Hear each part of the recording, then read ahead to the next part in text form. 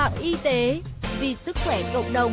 Chào bạn, bạn đang nghe audio chuyên mục dinh dưỡng trên website mạng y tế.vn. 11 loại thực phẩm giúp tăng cường trí nhớ.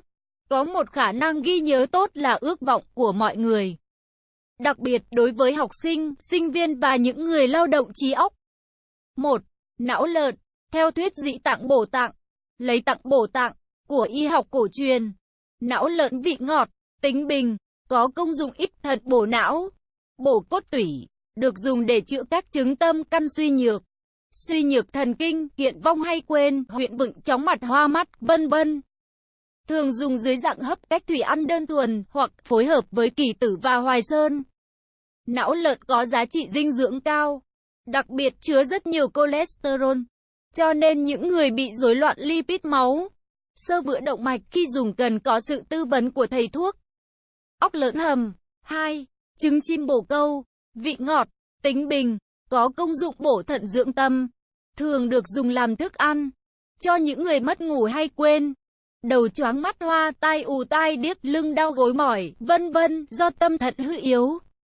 Cổ nhân có câu, tâm chi tương lai, thận tàng dĩ vãng, vậy nên bồi bổ hai tạng tâm và thận có tác dụng trực tiếp đến việc cải thiện khả năng ghi nhớ. Dân gian thường dùng trứng chim câu 5 quả, long nhãn 15g, kỳ tử 15g và đường phèn 25g, hấp cách thủy, ăn mỗi ngày 2 lần để chữa chứng hay quên. Trứng chim bồ câu. 3. Trứng chim cút, vị ngọt, tính bình, có công dụng bổ ích khí huyết, kiện não, ích trí.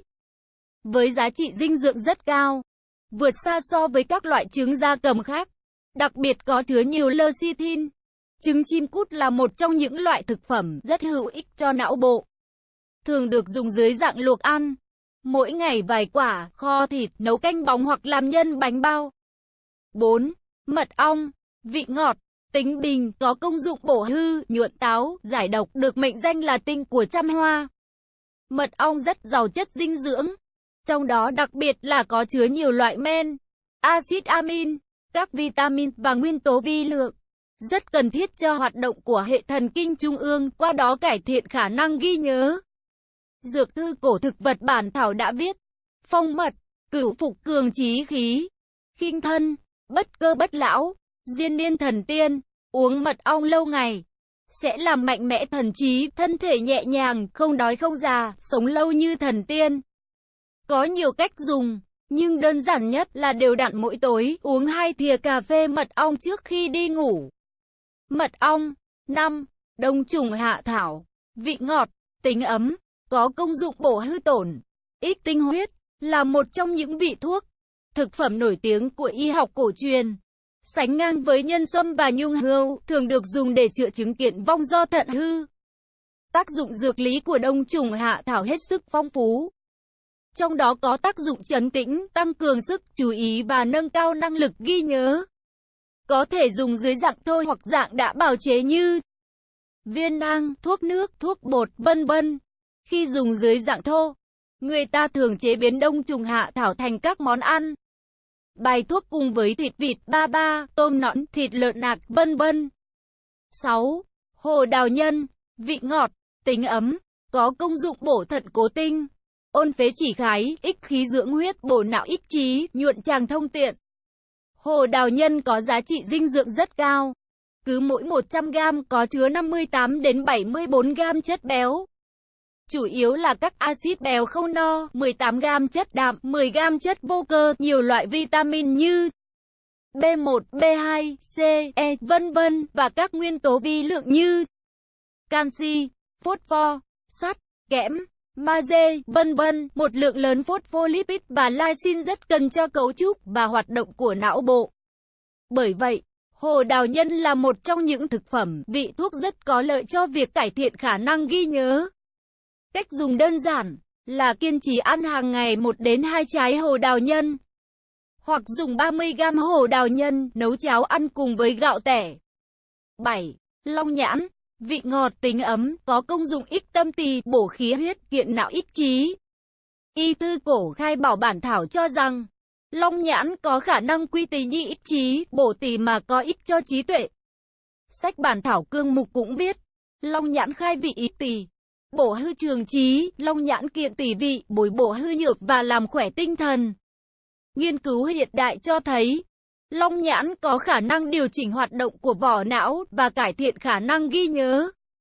Để phòng chống tích cực chứng kiện vong, dân gian thường dùng long nhãn 500g, đường trắng 500g, nấu thành cao đặc, mỗi ngày uống 2 lần, mỗi lần 10 đến 15ml. Long nhãn khô. 8. Nấm linh chi, vị ngọt, tính bình, có công dụng dưỡng tâm an thần, ích khí bổ huyết, tư bổ cường tráng, kiện não ích trí, được mệnh danh là tiên thảo, cỏ tiên. Nghiên cứu lâm sàng hiện đại cho thấy, linh chi có khả năng hỗ trợ trị liệu rất tốt đối với những bệnh nhân tâm căn suy nhược thần kinh, thất miên mất ngủ, kiện vong hay quên, vân vân, do tâm tỳ hư nhược. Thường được dùng dưới dạng linh chi thô 3 đến 6g. Hạm uống thay trà, mỗi ngày 2 lần, hoặc các dạng đã được bào chế như viên nang, trà tan, cao lỏng, thuốc nước theo chỉ định của thầy thuốc. 9. Liên nhục hạt sen, vị ngọt, tính bình, có công dụng bổ tỳ chỉ tả, ích thận cố tinh, dưỡng tâm an thần. Y thư cổ thần nông bản thảo kinh viết, liên nhục, bổ trung, dưỡng thần, ích khí lực, trừ bách bệnh, cửu phục khinh thân nại lão. Hạt sen bổ tỳ vị, có lợi cho thần khí, trừ được trăm bệnh, dùng lâu làm nhẹ người và kéo dài tuổi thọ. Thường được dùng dưới dạng chế biến thành các món ăn, bài thuốc như mứt sen, chè hạt sen, cháo hạt sen, vân vân. Hạt sen hầm gà. 10. Nhân sâm, vị ngọt, tính ấm, có công dụng đại bổ nguyên khí, định tâm ý chí, là vị thuốc, thực phẩm đứng đầu trong nhóm dược liệu, có công dụng bổ khí.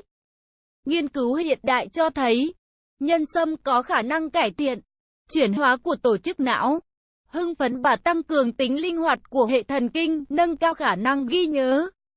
Bởi vậy, nhân sâm cũng là một trong những thực phẩm, thuốc rất hữu ích cho việc làm tăng trí nhớ, phòng chống suy nhược thần kinh và chứng hay quên do khí huyết suy nhược.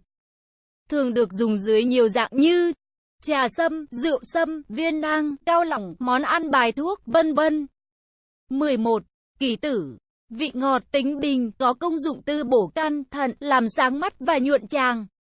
Dân gian thường dùng kỷ tử để phòng chống chứng kiện vong và tăng cường trí nhớ bằng cách lấy kỷ tử 30g, não dê một bộ, đem hấp cách thủy ăn, hoặc lấy kỷ tử 10g, hoài sơn 30g, não lợn một bộ, hấp cách thủy ăn, hay kỷ tử 20g, hồng táo 6 quả, trứng gà 2 quả, tất cả đem nấu chín.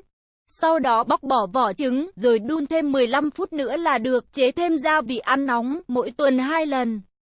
Ngoài ra, theo dinh dưỡng học cổ truyền, còn nhiều loại thực phẩm khác cũng có công dụng làm tăng trí nhớ như ngô, bá tử nhân, đại táo, các loại đậu, tổ yến, ngân nhĩ, mộc nhĩ, bách hợp, lạc, khiếm thực, hoàng tinh, hoàng kỳ, nấm hương, nấm rơm, nấm kim châm và các loại nấm ăn khác, trứng gà, các loại cá, vân vân. Thạc sĩ Hoàng Khánh Toàn. Nội dung bài viết đến đây là kết thúc. Nếu bạn có thắc mắc, câu hỏi gì xin hãy chia sẻ bình luận bên dưới bài viết này. Mời bạn hãy đăng ký kênh Mạng Y tế, chia sẻ bài viết này tới bạn bè và theo dõi thêm những audio tiếp theo. Hy vọng bài viết này sẽ đem lại cho bạn nhiều điều bổ ích. Chúc bạn luôn mạnh khỏe.